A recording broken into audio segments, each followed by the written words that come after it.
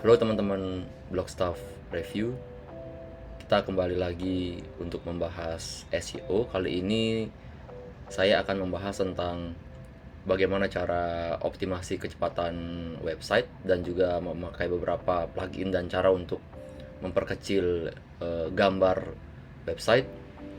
Nah, seperti yang teman-teman ketahui, kecepatan website adalah salah satu hal yang mempengaruhi SEO. Kenapa? Karena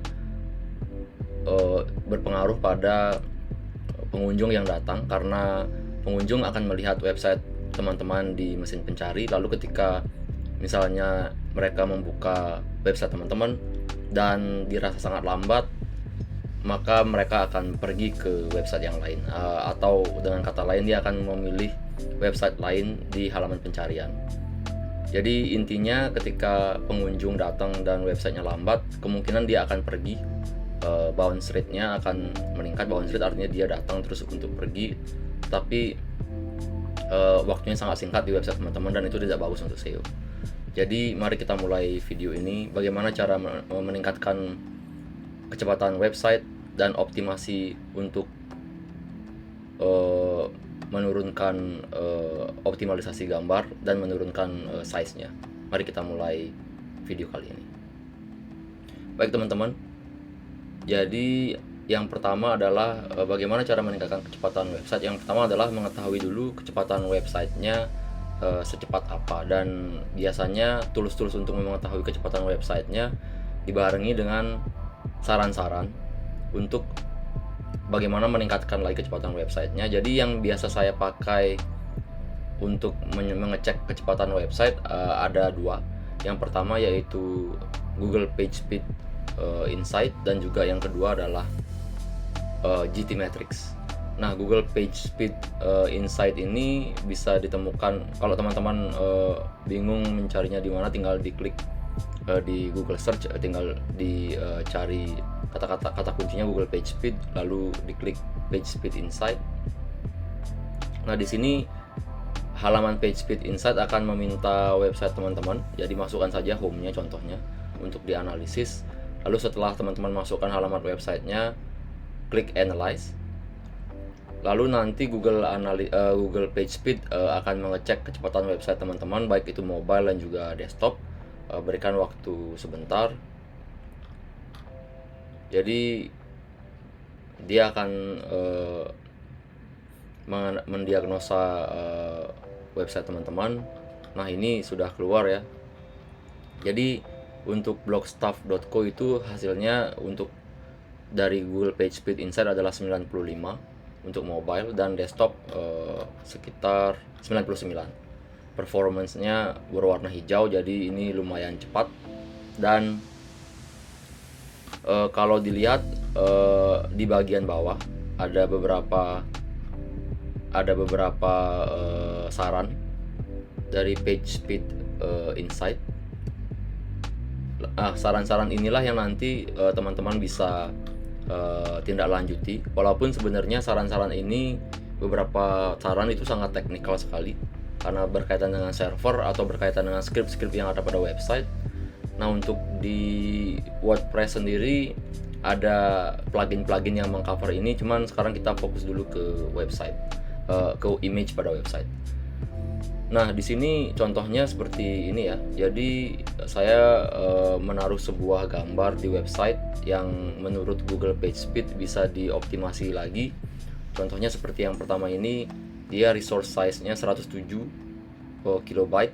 Lalu kata Google bisa dikurangin 1 kilobyte lagi dan sebagainya. Tapi kalau saya lihat sih ini sebenarnya sudah sangat optimum, tapi menurut mereka masih bisa dioptimalkan lagi ukuran gambarnya. Nah, untuk yang lain mungkin untuk sementara bisa diabaikan dulu. Jadi mobile juga sama ya, ketika melihat di bawahnya juga nanti ada ada saran-saran yang bisa diikuti.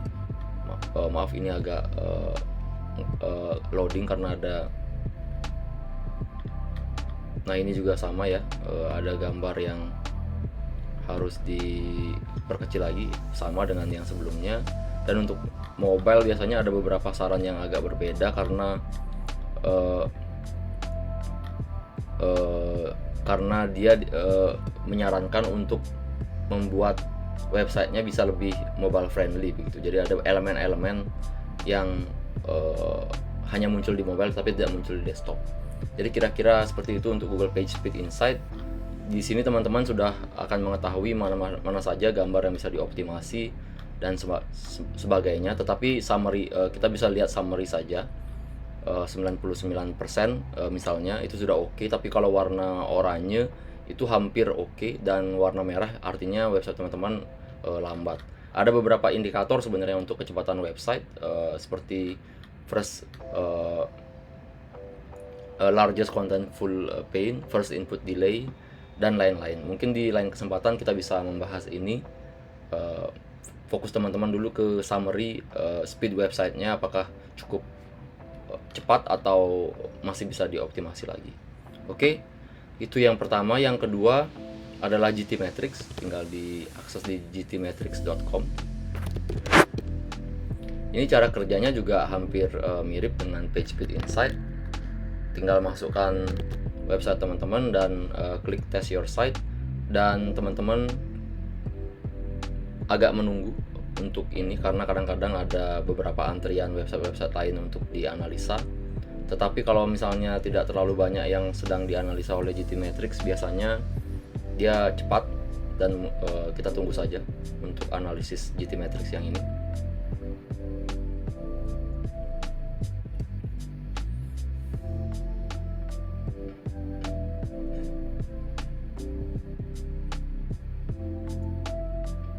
Oke, sekarang ini adalah halaman hasil dari analisa GTmetrix terhadap performance websitenya. Lalu di sini saya mendapatkan nilai 94% dengan grade A, sedikit berbeda dengan PageSpeed Insight. Tapi sebenarnya di sini juga diberikan seperti ini, ada indikator-indikator first contentful pane, speed index, largest contentful pane, mirip seperti PageSpeed, Google PageSpeed Insight tadi. Dan ada juga saran-saran untuk mengurangi misalnya gambar atau misalnya script lain yang harus dikompres lagi. Nah, ini contohnya seperti ini ya. Dan GTmetrix juga menyarankan beberapa gambar kalau bisa dikurangi, walaupun sebenarnya ini cuma 1 kilobyte turunnya ya. Tapi ini sebenarnya nilai segini, kalau teman-teman mendapatkan nilai segini, tidak usah dioptimasi lagi karena sudah cukup optimal. Nah, untuk hal-hal lainnya ini bisa di cover oleh plugin kalau pada WordPress, tapi pada yang lain saya kurang tahu bagaimana cara optimasinya. Tapi pada plugin WordPress ada banyak sekali yang bisa mengcover saran-saran ini ya. Tetapi untuk sementara kita fokus ke image, dan jika teman-teman mendapatkan nilai A, ini grade-nya A sampai F. Jadi jika teman-teman mendapatkan nilai A, sepertinya tidak usah dioptimasi lagi, cuma dipantau saja apakah ada gambar-gambar yang nanti bisa menurunkan kecepatan website. Nah, seperti itu cara mencari kecepatan, cara mengukur kecepatan situsnya, dan bisa digunakan untuk kedepannya lagi untuk mengecek kecepatan situs, lalu mengecek performa apa yang harus diimprove, dan juga berupa mengeksekusi sugesti-sugesti dari kedua situs tools ini yang mana bisa membantu teman-teman untuk mengambil langkah berikutnya. Dan kita lanjut ke cara optimasi gambar, dan salah satu cara optimasi yang disarankan di sini adalah optimasi gambar. Maka saya akan sarankan teman-teman untuk menginstal plugin bernama Smash. Jadi tinggal standarnya ya, tinggal dicari di plugin, add new, lalu teman-teman search dengan kata kunci Smash.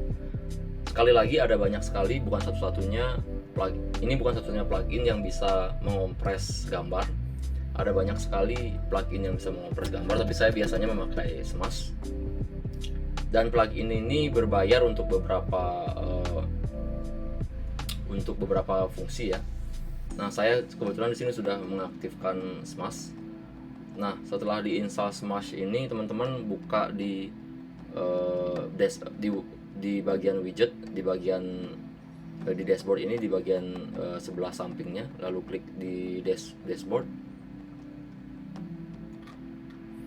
Nah, di sini teman-teman perlu tahu bahwa Smash itu adalah plugin untuk mengoptimasi gambar. Jadi dia akan mengompres gambar yang akan dia ubah formatnya juga menjadi WebP.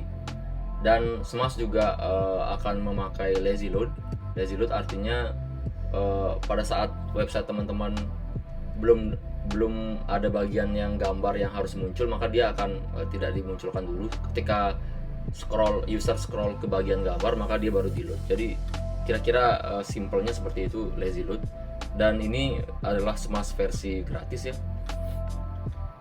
Dan jika teman-teman lihat di sini dashboardnya seperti ini, jadi teman-teman bisa lihat berapa yang sudah dioptimasi dan bagaimana setting-setting lainnya. Nah, teman-teman klik di blok Smash berikutnya. Nah, teman-teman, Smash akan mendeteksi beberapa semua gambar yang butuh untuk dioptimasi, untuk dikompres. Jadi teman-teman, jika semakin banyak ada gambar yang belum dioptimasi, maka di sini akan muncul semakin banyak nomornya, jumlahnya. Nah, untuk mengoptimasinya teman-teman tinggal di bulk smash now.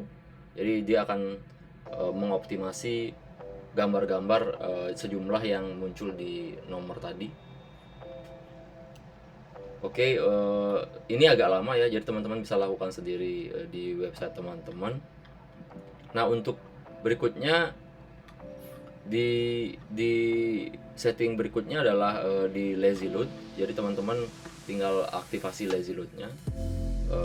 Jadi lazy load akan membuat website teman-teman tidak meload dulu gambarnya sampai ketika nanti user membuka gambar tersebut, scroll ke gambar tersebut, baru diaktifasi oleh dimunculkan oleh plugin ini. Dan itu fungsinya agar pada saat loading pertama itu gambarnya tidak muncul, jadi tidak terlalu berat, di skip dulu, jadi akan lebih cepat karena loadingnya hanya teks. Lalu setting-setting yang penting lagi, sebentar.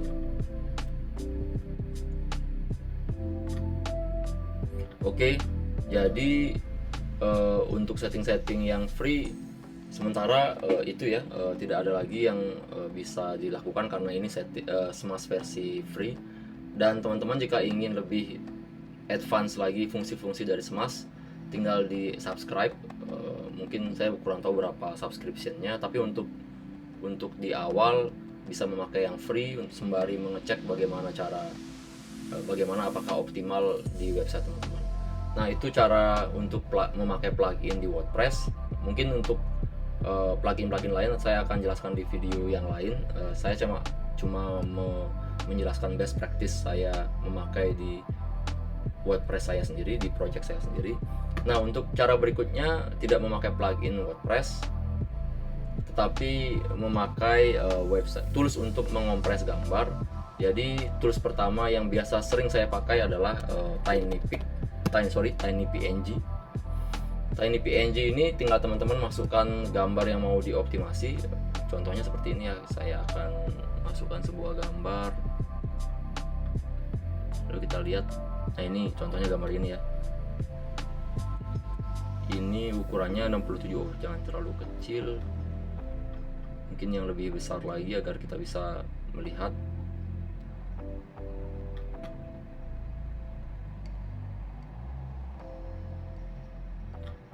Mungkin contohnya seperti ini.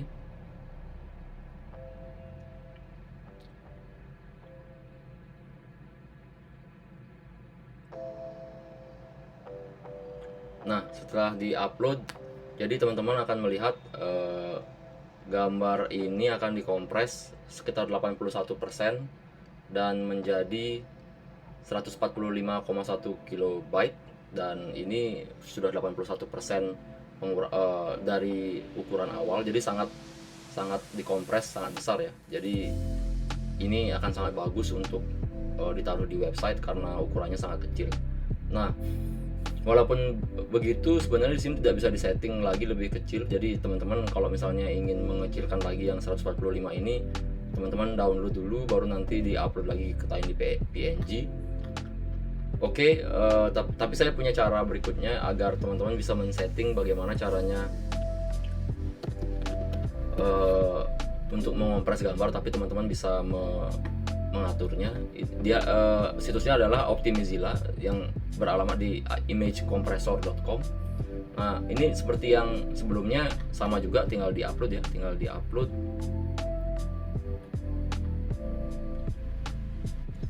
Tinggal di-upload gambarnya dan nanti teman-teman akan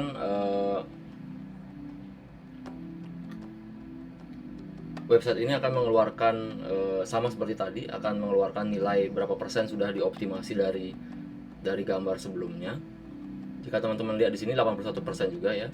Cuman di sini teman-teman bisa mengompres lagi lebih rendah, tidak perlu mengupload ulang yang sudah dikompres, tapi di sini ada juga di bawahnya ada perbandingan original dan kompres. Jadi ini perbandingan antara original dan kompres. Seperti teman-teman lihat di sini bisa terlihat perbedaannya, walaupun secara kasat mata tidak terlihat, tetapi jika dilihat secara baik-baik lagi maka akan terlihat bahwa yang sebelah kanan mungkin agak ngeblur sedikit. Walau begitu ini tetap bisa dilihat oleh user, maksudnya jelas dilihat oleh user. Jika teman-teman masih belum puas lagi dengan nilai kompresnya, teman-teman bisa menurunkan lagi dengan cara di sebelah kanan itu ada colors, tinggal diturunkan lagi. Nah ini akan keluar nilainya, previewnya kurang dari 105 KB. Lalu teman-teman turunkan lagi, tetapi sambil melihat gambar yang di sebelahnya apakah masih cukup jelas untuk dilihat oleh user. Lalu klik apply. Nah jadi optimasi berikutnya ini sudah menjadi 83% dan ukurannya itu hanya 94 KB dari 564. Jika teman-teman, saran saya kalau masih bisa dilihat dan tidak terlalu buram, turunkan saja lagi sampai ke titik yang lumayan ekstrim, misalnya di bawah 50 misalnya. Tapi biasanya sih kurang dari 80 atau 90 sudah cukup oke. Nah ini tinggal di apply lagi dan nanti akan berkurang lagi, bertambah lagi kompresanya dan bisa mengurangi ukurannya sampai yang sangat jauh dari 564 menjadi 86. Oke, itu caranya teman-teman. Artinya kalau misalnya dengan memakai dua tools ini, teman-teman sebelum mengupload image di WordPress, teman-teman harus mengoptimasi dulu gambarnya, karena saya sering lihat beberapa situs itu sangat tidak mengompres dulu gambarnya sebelum diupload. Jadi ketika ditaruh di postingan atau ditaruh di home, loadingnya akan lumayan lama karena tidak dioptimasi. Jadi size-nya memang akan sangat besar. Jadi 1 mega itu sebenarnya sudah sangat besar gitu. Jadi sebaiknya bisa di bawah 100 KB jika bisa. Tetapi kalau misalnya agak buram ya mungkin jangan sampai 1 mega lah, di bawah 500 itu sudah oke. Asal jangan sampai 1 megabyte, itu terlalu besar untuk loading situs. Nah jadi itu dulu teman-teman, semoga membantu cara-cara dari Blogstop Review untuk meningkatkan kecepatan website dengan cara optimasi gambar-gambar yang ada pada website atau blog. Baik, sekian dulu video dari saya. Jangan lupa like and subscribe channel ini dan sampai jumpa di video berikutnya.